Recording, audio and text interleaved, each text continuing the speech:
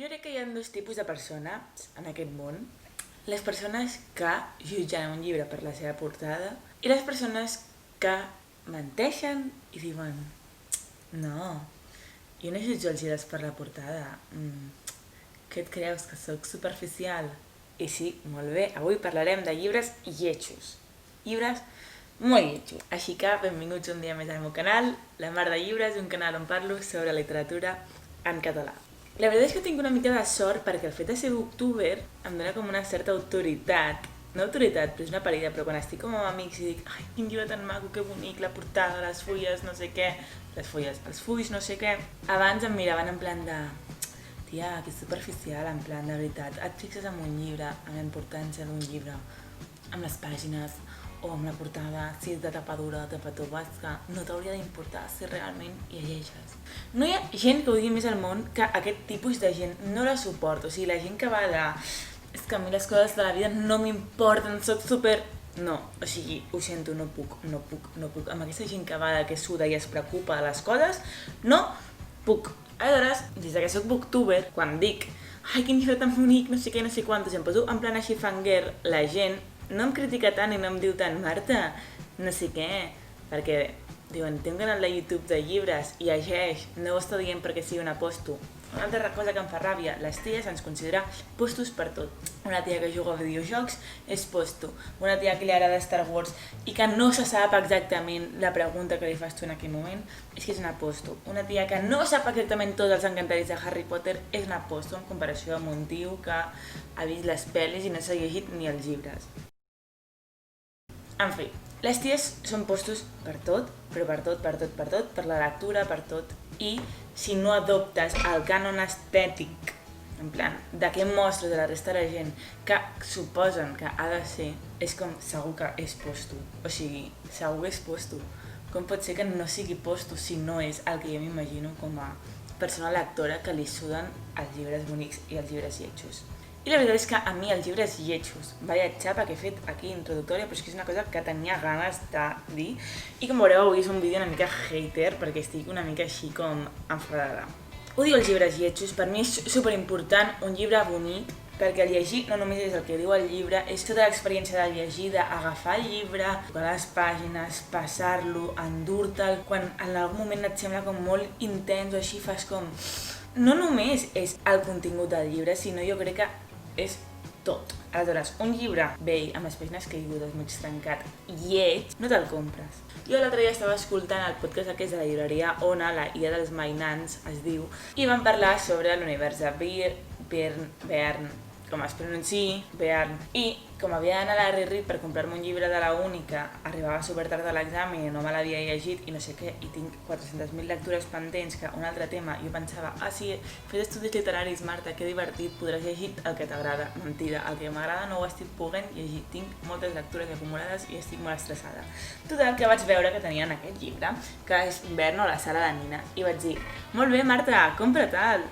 Perquè així, doncs, no sé, em va semblar molt guai el que van estar parlant tota l'estona al llarg del podcast, que vaig dir, m'han entrat ganes de llegir-lo, realment han estat tota l'estona parlant del Villalonga i tinc moltes ganes de llegir el Villalonga ara, no sé, és igual, i ho vaig veure i m'ho vaig comprar. Què passa? Si jo no hagués escoltat el podcast aquest, jo hagués anat a una llibreria, a la Rerit, per exemple, i no m'hagués comprat aquest llibre, perquè és molt lleig. Però no només aquest llibre en concret, sinó aquest llibre de Praclés, Maricel i aquest llibre. El cafè de la Granota o el de la Marina? De la Marina. És que mireu, no me'l vaig ni acabar, mireu per on anava, per la meitat. O sigui, quina merda. Un dia ja parlarem, jo crec, del que són les lectures obligatòries i del fracàs estrepitós que són les lectures obligatòries, perquè, o sigui, no hi ha res pitjor que les lectures obligatòries. Però el pitjor de tot és com s'estudia la literatura a l'escola. La literatura a l'escola s'estudia fatal. No tens ganes de llegir-te'l perquè no t'interessen les coses que aprens dels llibres abans de llegir-te els llibres, fet que fa que puguis fer un examen sobre un llibre sense haver-te'l llegit i aprovar-lo perfectament perquè el que et pregunten no és realment el llibre, sinó et pregunten coses estúpides com la mare de l'autor on va viure? A mi què m'importa? Res de res. I el meu batut de plàtan, lletí i cafè, hasta que te cagues. Aleshores, aquests llibres és del segell Educació 62 del grup 62 de l'editorial Planeta. Bueno, editorial Grup Planeta. Grup que sabem que té molts diners. molts diners, i a més les lectures obligatòries les fan ells. O sigui, la pasta que deuen guanyar perquè cada any tots els alumnes han de comprar aquests punyeteros llibres de merda. I són lletjos de collons, o sigui, lletjos de collons. Les pàgines són una merda. O sigui, les portades, o sigui, és tot el que si diguéssim l'experiència de llegir una merda. Però no anem a parlar només d'això, sinó a parlar de dintre d'aquests llibres de merda. Primer de tot, les introduccions. La de Maricel té més de 50 pàgines. O sigui, com vols educar a la lectura de pròlegs i introduccions als llibres? Que trobo que és una cosa que amb el temps, a mesura que vas creixent com a lector, comences a fer llegir-te els pròlegs, les introduccions i a gaudir-les com una part més del llibre. Com vols acostumar a aquest plaer o a aquest gust amb introduccions de 50 pàgines? Que et parlen com si fossin els apunts del col·le, literalment. Semblen els apunts del col·le, de la 9 a la 72. Tu com vols que una persona agafi gust a les introduccions, a la delícia que són les introduccions i els pròlegs a vegades, amb aquestes 72 pàgines de merda que et diu el llenguatge, els personatges, el no sé què.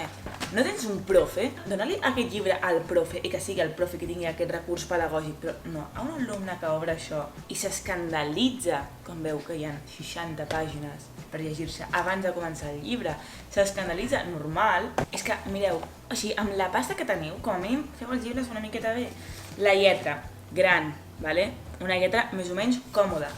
Entres a dintre el que seria el contingut de Maricel, una lletra miniatura, que no és que jo m'estigui tornant gran i no vegi la lletra, però aquests canvis de lletra en un mateix llibre és lleig, horrorós i no es pot llegir bé. És que a més costen la pasta, costen com 11 pavos aquests llibres de merda. O sigui, amb la pasta que té el grup Planeta, amb la merda de les fulles, amb lo lleig que és d'això, la mala qualitat del llibre, costa 11 pavos. Fucking 50 pavos! Però el pitjor de tot, aquests llibres que no inciten a la lectura per la seva lletjositat, perquè l'experiència de llegir, perquè no et criden, perquè tu no tens ganes de llegir-te Berna o la sala de nines, un clàssic de la literatura catalana. No tens ganes de llegir-te Maricel, la primera obra de teatre que em va captivar i vaig veure que m'agradava el teatre. Com haureu vist, al meu canal m'encanta llegir narracions curtes, contes o el que sigui. He ressenyat molts llibres d'aquest tipus. Com voleu que una persona vagi i digui vaig a llegir-me aquests clàssics de la literatura?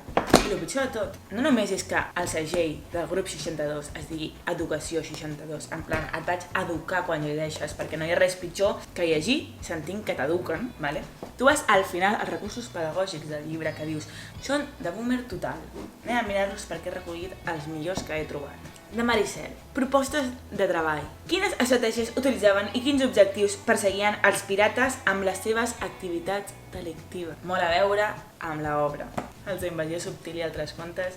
Amb l'ajuda d'un diccionari, defineix els termes següents: imaginació, fantasia, meravella, miracle, insòlit, absurd, imprevist, prodigi. És que no tinc res a dir. Destria del text la part de la narració, la descripció i la dels diàlegs. Desglosa-ho en 3 parts diferents. El que més ganes tinc d'agafar un llibre com si fos un exercici de morfosintaxi de llengua. Per què no? Perquè sí. És que n'hi ha molts de boníssims. El Lavern i la casa de nines. Tradueix la sentència mens sana incorpore sano. A qui l'atribuïm? Fes una redacció de 200 paraules aproximadament sobre la necessitat de mantenir una mens sana incorpore sano. De veritat, segueixo dient, si això vols un recurs pedagògic, que els donin els professors, però que no ho imprimeixin al mateix llibre que s'han de llegir els alumnes, perquè aquí després també hi ha un altre fantàstic.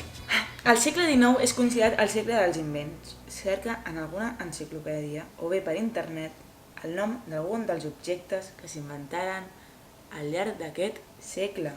Què té a veure amb la lectura d'un llibre en concret que jo hagi de perdre moments de la meva vida a buscar invents del segle XIX? Els cafès.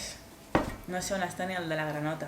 M'han dit que els hi doni una altra oportunitat, però no els hi penso donar perquè els odio aquests llibres. Han fet que els odiï. I si no hagués sigut perquè jo he tingut la sort que des de petita la literatura m'ha encantat. Una persona que no hagi tingut aquest plaer per la lectura des de petit, això el que fa és allunyar-se i que dels 18 als 25 anys no llegeixin res, perquè dels 18 als 25 la gent no llegeix, perquè s'acaben les lectures obligatòries de la uni, vull dir del col·le, i la gent no té interès després d'aquestes merdes. Així que, de veritat, si seguiu fent aquestes merdes, com a mínim canvieu les portades i que sigui més bonic. Teniu molts diners, grup 62, grup Planeta, Amb editores catalanes independents, petites, que fan una feina meravellosa d'edició, amb llibres bonics, recuperació de clàssics contemporanis catalans, seguim deixant-li el monopoli a aquesta merda del grup que fa aquestes bazòfies. En fi. Fins aquí el vídeo avui, espero que us hagi agradat poder-vos igual de haters que jo i ens veiem la setmana vinent. Adeu!